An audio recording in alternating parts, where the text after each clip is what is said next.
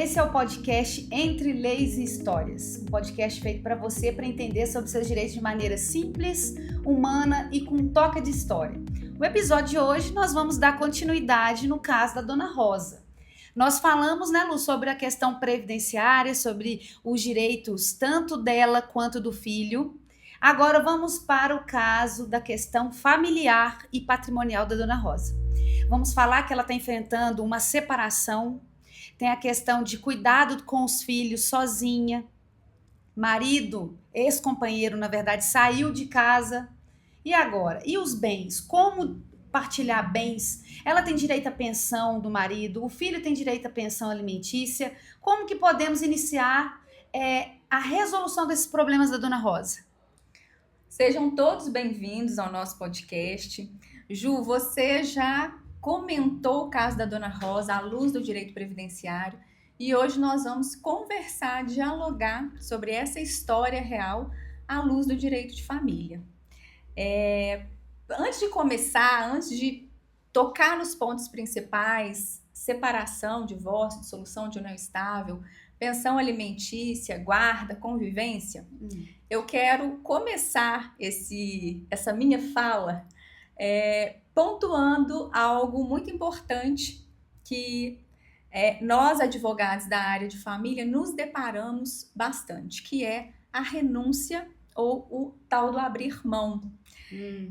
A Dona Rosa, ela está implicada em uma série de questões, inclusive, muito possivelmente, a vida emocional dela, nesse momento, não deve estar indo bem.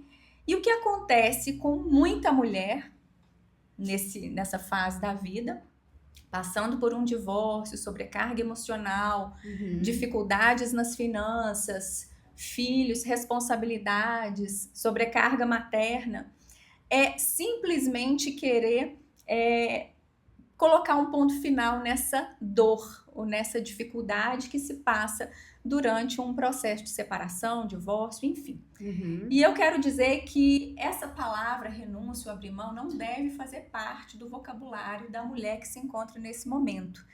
Tal como nós procuramos um médico para tratar uma doença, né, e buscamos um diagnóstico, um tratamento, e colocamos na mão desse profissional, né, depositamos a nossa confiança na mão desse profissional, a Dona Rosa ou as várias Rosas que existem por aí devem também fazer o mesmo. Buscar um profissional de sua confiança e depositar o seu problema nas mãos do profissional competente, do seu advogado, da sua advogada, para que esse caso tenha uma solução, a melhor possível. Ela não precisa enfrentar isso sozinha, nem deve, né, Lu? Ela não deve enfrentar isso sozinha, ela jamais deve pensar que renunciar ou abrir mão de qualquer direito vai resolver os problemas que ela definitivamente vai continuar tendo em casa. Isso acontece muito, né, Lu? Muita mulher fala assim, eu vou renunciar a isso, eu vou abrir mão da casa, eu vou abrir mão de não sei o quê, porque anda mais rápido. Exatamente, e pensam, eu quero ficar livre dessa situação.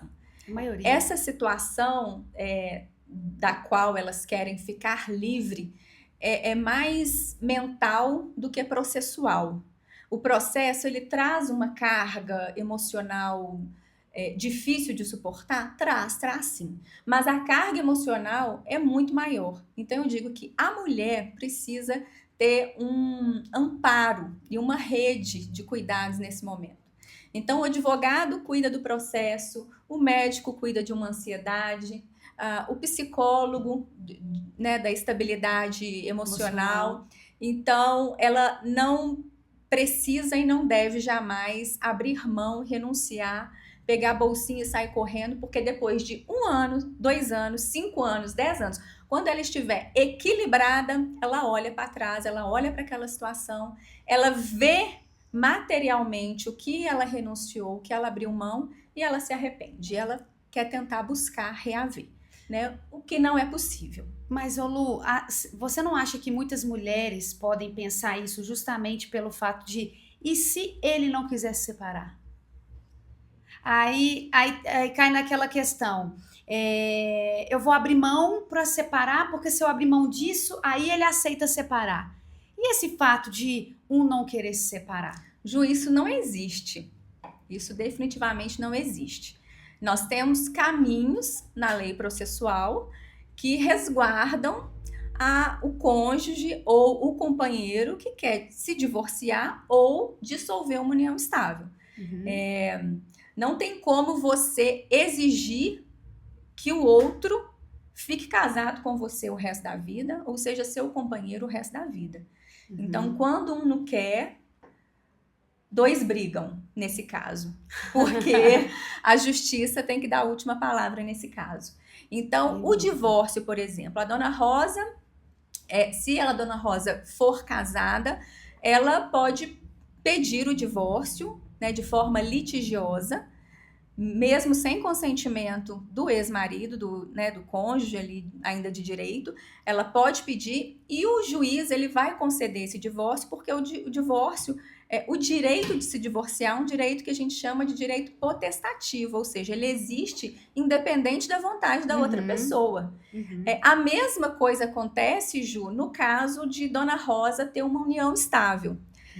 Ainda que essa união estável não seja formalizada por uma escritura pública, por exemplo, a dona Rosa pode ir ao judiciário, reconhecer a união estável e dissolver ao mesmo tempo no mesmo processo. É claro que, nesses casos, é sempre importante, no início de uma relação, nós buscarmos as formalizações. Sim, porque quando do fim, com a documentação, fica mais célere. Então, se uma pessoa é casada, ela tem uma certidão de casamento, ela pede um divórcio, e o divórcio, ele é mais rápido. Agora, se a pessoa tem uma união estável, destituída de uma escritura, então ela tem que passar por um processo de reconhecer aquela união, então isso é um processo mais longo para então o juiz reconhecer e dissolver numa sentença. Tá, porque essa questão da união estável destituída de uma formalidade significa a pessoa já tá ali, talvez 10, 15 anos juntada, que aqui a gente tem mania de falar assim, juntado com fé, casado é. Exatamente. Né? Juntou, mas não formalizou, e aí entra a questão patrimonial. O fato de você provar que está junto há 10, 15 anos, isso influencia no ponto principal aí, talvez, de tensão entre o casal. A questão do patrimônio, da partilha. O tempo que está junto influencia ou, na verdade, a partir do momento que está junto, independente se é 10, 3, 5 anos, o que adquiriu junto? Como é que funciona a questão propriamente da partilha dos bens? Então, Ju, isso é, assim, extremamente importante, até essa questão da formalização, né? E aí eu vou explicar por quê.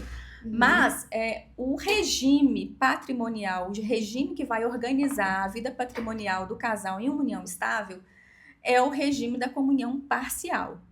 Se não houver nenhum pacto, nenhum acordo diferenciado em relação a isso. Como é que é a comunhão parcial de bens? A comunhão parcial de bens é tudo que o casal adquiriu durante a constância da união constitui patrimônio comum de ambos. Então, se eles compraram um carro, é de ambos. Se eles compraram uma casa, é de ambos.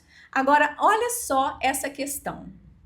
Quando eu digo que formalizar e termos um cuidado maior com as relações é importante, vamos imaginar que um casal inicia uma união estável.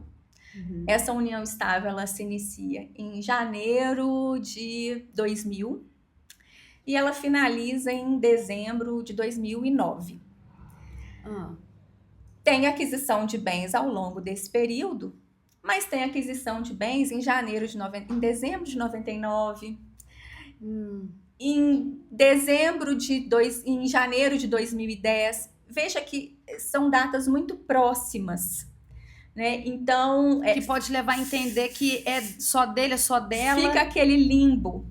É um limbo jurídico. Então, é claro que se a união for reconhecida em janeiro, o que vai ser patrimônio comum é o que foi constituído ali. Mas, infelizmente, quando a gente fala de bens, Pode haver tentativas de manipular este prazo para incluir ou excluir bens. Então, quando a gente coloca aqui a importância de termos uma formalização de uma união estável, é também para resguardo patrimonial. Entendi, sem sombra de dúvidas. Na questão da dona Rosa poder residir na casa que era do casal, ela ficou com a guarda do filho, já vamos pressupor que ela já tem a guarda do filho, e ela tem que sair, porque muitas mulheres ainda falam isso, né? Eu não vou sair porque eu perco a casa. Que direito que é esse? De ficar ou não na casa? É por ter um filho?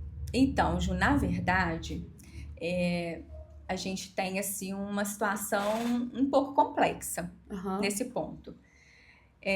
Eu já vi juízes, né, depois de um processo que, né, passou por assistente social, manifestação do Ministério Público, em que a mãe ficou com o direito de residir na casa com o filho, em razão de alguma situação. Por exemplo, nesse caso, a criança, ela é uma criança com um diagnóstico de autismo, a mãe tem dificuldades enormes de se inserir no mercado de trabalho, praticamente essa mãe não consegue trabalhar. Então, há uma série de questões que envolvem a própria manutenção e subsistência dessa mãe com essa criança.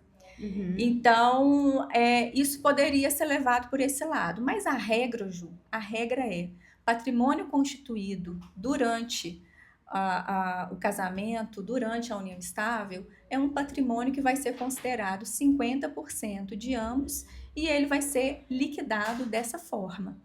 Mas então, nada impede de ela continuar na casa até vender o imóvel e depois fazer a partilha? Isso pode ser um acordo. Entendi. Nesse aspecto de quem vai ficar na casa até a venda, ou essa mãe vai poder ficar na casa com essa criança, isso é uma questão de acordo. Pela lei, o que nós temos é patrimônio constituído, é partilhado. Entendi. E a questão, então, da guarda? A gente pressupôs que ela queria ficar na casa, ter o direito de ficar na casa porque tem a guarda. Mas como que é definida a guarda e a questão da convivência? Bom, esse é um ponto, para mim, Ju, assim, extremamente complexo no direito de família. A guarda e a convivência e as responsabilidades parentais. A guarda, nós sabemos que hoje ela é compartilhada. A regra geral é guarda compartilhada. E isso significa o quê? Deveres e direitos distribuídos entre os genitores. Mas na prática, existe uma série de interpretações quanto a isso. Na minha visão, um tanto equivocadas, né? Eu sou advogada, eu posso falar. Sem dúvida. Eu posso colocar, né, deixar a minha opinião. Sim. Porque se a guarda é compartilhada, entendo eu que os filhos deveriam ser cuidados, protegidos, de maneira igualitária, mantidos de maneira igualitária. Não mas alguém interpretou a lei civil de uma forma muito prejudicial àquele que fica com a residência fixa. E quando eu digo muito prejudicial, entendam, não é que quem fica com os filhos está saindo prejudicado, não é isso, tá? Filho é sociedade. E de tal forma, uma sociedade com partilha de direitos e deveres. Então, nós temos a guarda compartilhada e há uma incompreensão generalizada por parte de muitas pessoas, especialmente de muitas mulheres, mães, que acabam ficando com a residência fixa e não compreendem por que elas têm uma guarda compartilhada com o pai, não podem dividir os deveres e atribuições, mas tem, por exemplo, que passar um boletim diário da vida do filho, sendo que elas dão café da manhã, acordam às 6, dão café da manhã, dão almoço, levam, buscam na escola, faz a tarefinha, dá janta para dormir, acorda de madrugada, leva no médico, no psicólogo, no dentista. Então, elas ficam extremamente sobrecarregadas com a tal da guarda compartilhada. Então, nós temos hoje uma guarda compartilhada com residência fixa, que na verdade, na minha visão, é praticamente uma guarda unilateral. Mas me explica uma coisa. E essa questão das mulheres terem que cuidar dos filhos, trabalhar, ter toda essa rotina e ainda ter que dar satisfação, muitas se sentem na obrigação de dar satisfação para o pai da criança. Ju, essa é a situação de perplexidade que nós temos hoje e, no meu entendimento, ainda nós precisamos avançar muito. Por quê? Porque essa distribuição de justiça, ela ainda é desigual. Ainda tem a questão do machismo, da posição do homem, do lugar que a mulher ocupa. Exatamente. Como se fosse uma... Engraçado, né? Tem a responsabilidade que deveria ser igualitária, mas a posição do homem e da mulher... E a função da mulher. Exato. Como se a função da mulher perdurasse até hoje aquela... de outrora, e como se mesmo depois de uma separação, de um divórcio, de uma dissolução de união estável, a mulher tivesse que manter a maior contribuição. Ou seja, satisfação com o lar dos filhos, trabalhando para prover esses filhos, porque ela também trabalha, né? E, enfim, isso gera uma perplexidade enorme. Esse é um ponto de grande descontentamento de toda mãe que acessa o judiciário. É por isso que eu disse que, na minha visão, enquanto advogada, eu entendo que o judiciário ele precisa cada vez mais se aperfeiçoar, inclusive em relação ao protocolo para julgamento com perspectiva de gênero de CNJ, para entender essas desigualdades, para entender que nós mudamos, que muita coisa mudou, mas que em relação a isso, pouca coisa tem mudado. Então, quando eu digo, precisamos de uma mediação, precisamos de um juiz, de um promotor de justiça que chame a responsabilidade dessa outra parte e que não use a venda nos olhos. Eu vou fingir que nada está acontecendo aqui, eu vou fingir que essa guarda compartilhada é compartilhada, eu vou fingir que essa mãe não vai cuidar dessa criança sozinha, vamos homologar esse acordo e está tudo certo. A questão da mediação, que era esse ponto que eu ia tocar contigo, como é que funciona na justiça? Existem sessões, encontros entre pais e filhos? Você sabe me dizer se eles explicam essa colocação do lugar da contribuição do homem e da mulher em relação à criação dos filhos? Dessa questão da guarda compartilhada? Ju, eu posso falar daqui onde eu atuo, da comarca, né? E estou aqui atuando em São João del Rei. Eu, particularmente, gosto muito que processos da vara de família sejam encaminhados para mediação. Eu oriento e reforço a necessidade desse trabalho com os meus clientes. O trabalho é efetivo? Ele é efetivo. As partes precisam entender a importância desse trabalho, mas eu digo para você, as estruturas de poder ainda precisam avançar em relação a esse ponto de dizer sobre a necessidade de acordos paritários. Então, quando nós vamos para uma sessão de mediação, seja 1, 2, 3, 4, 5, ano passado eu tive um processo com quase 10 meses, 11 meses de mediação, e assim, foi um sucesso, mas as partes construíram esse acordo. Quando nós vamos para essas sessões de mediação, é importante que as estruturas que envolvem, né, o poder de dizer o direito, ali dizendo também da interdisciplinariedade, dos conciliadores, mediadores, assistente social e etc., nós precisamos de pessoas que trabalhem nesse sentido, dizendo que, olha, é importante que os dois se envolvam nisso, é importante que os dois participem nisso, sem dúvida. É importante que os dois cuidem e passem valores morais, familiares, que sustentem, que trabalhem, que cuidem em suas casas, cada um na sua casa. Isso ainda é negligenciado. E isso aí ajuda no próprio desenvolvimento da criança, né, Lu? Então, é extremamente importante. E, Ju, aí é um outro ponto, assim, daria pra gente fazer um episódio exclusivamente em relação a isso. Nós temos decisões infelizes, na minha perspectiva. Na minha perspectiva de advogada, decisões infelizes e posicionamentos ainda de tribunais dizendo que crianças que têm duas casas são crianças emocionalmente desorganizadas ou que podem ficar desorganizadas, mentalmente, que a rotina é desorganizada. Ora, eu conheço crianças que têm vidas, que têm duas casas. Sim. Eu tenho 18 anos de advocacia, eu tive um caso apenas de divisão paritária e um caso que eu conheço na minha vida pessoal de divisão paritária. As crianças ficam 3,5, são super felizes, seguras, amadas, sabem os dias que estão na casa do pai, sabem os dias que estão na casa da mãe. Uhum. E aí eu faço o seguinte questionamento: para quem é bom e para quem é ruim manter esse sistema? Boa pergunta. Isso também dá um episódio tanto, né? Exatamente. Mas, Lu, agora vamos falar. A gente falou da questão da mulher, nessa questão do julgamento da perspectiva de gênero. Muitas coisas são levadas em consideração, outras não, vamos colocar dessa maneira. Mas e agora a questão da mulher que se dedicou a vida inteira ao lar? Cuidado com os filhos, largou até a vida profissional. Quantos e quantos casos de mulheres que até mesmo largaram concurso público porque foi resolvido entre o casal a questão da mulher se dedicar ao lar, à criação dos filhos. E ela, nesse momento, apesar de ser nova ou não sei o que isso influenciou ou não, você vai me dizer, o direito dela da pensão do marido, até, por exemplo, ela se restabelecer no mercado.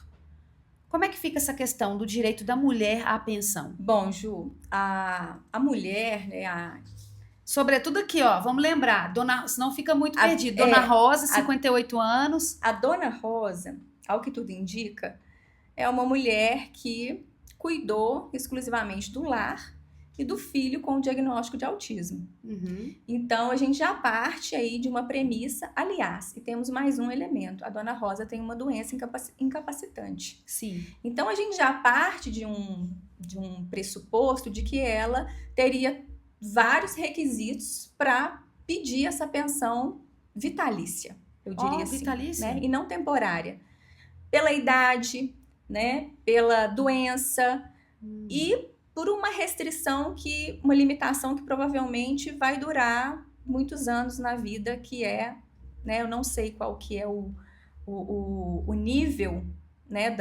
do diagnóstico do filho, mas algumas mães nunca... tem que abdicar da própria vida. Porque se for um nível de suporte 3... Exatamente, nunca terão a sua vida, né? Nunca poderão, assim, ter uma carreira. Então, nesse caso da Dona Rosa, né? E a gente não está usando da generalidade da lei. Uhum. No caso da Dona Rosa, a gente vê possibilidade desse pedido. Sim. Bom, mas em outros casos, nós teríamos sim a possibilidade de um pedido de pensão, dependendo do caso, né? Por isso a gente precisa de um caso concreto para analisar. Talvez uma pensão temporária ou, em alguns casos, jamais. O juiz jamais concederia. Entendi. E a questão agora da pensão para o filho? O pai tem obrigação legal de pagar a pensão alimentícia ao filho, independente da idade? Como é que é? Ju, os pais têm o dever de cuidado. Os pais têm o dever de participar. A pensão alimentícia, ela é só uma das vertentes do cuidado. Então, o pai, no caso aqui da Dona Rosa, ele tem o dever de pagar a pensão alimentícia para o filho. E esse filho, pelo que eu entendo, é um filho que, se tiver uma incapacidade para toda a vida, é um filho que nunca vai ter autonomia financeira. Uma mãe que não tem condições de trabalhar porque tem que cuidar do filho. Uma mãe que tem uma doença incapacitante porque tem que... né, porque tem uma série de questões também na vida. Então, assim, esse filho, ele tem direito à pensão alimentícia e pensão alimentícia é dever legal e a mãe não pode abrir mão disso, o filho não pode abrir mão disso. E, nesse caso, eu entendo que talvez esse dever do pai se estenda para além da maioridade, né? Eu não sei, aí a gente não sabe qual seria a idade desse filho da Dona Rosa, mas se estenderia, né, por uma presunção de que esse filho talvez tivesse aí uma incapacidade.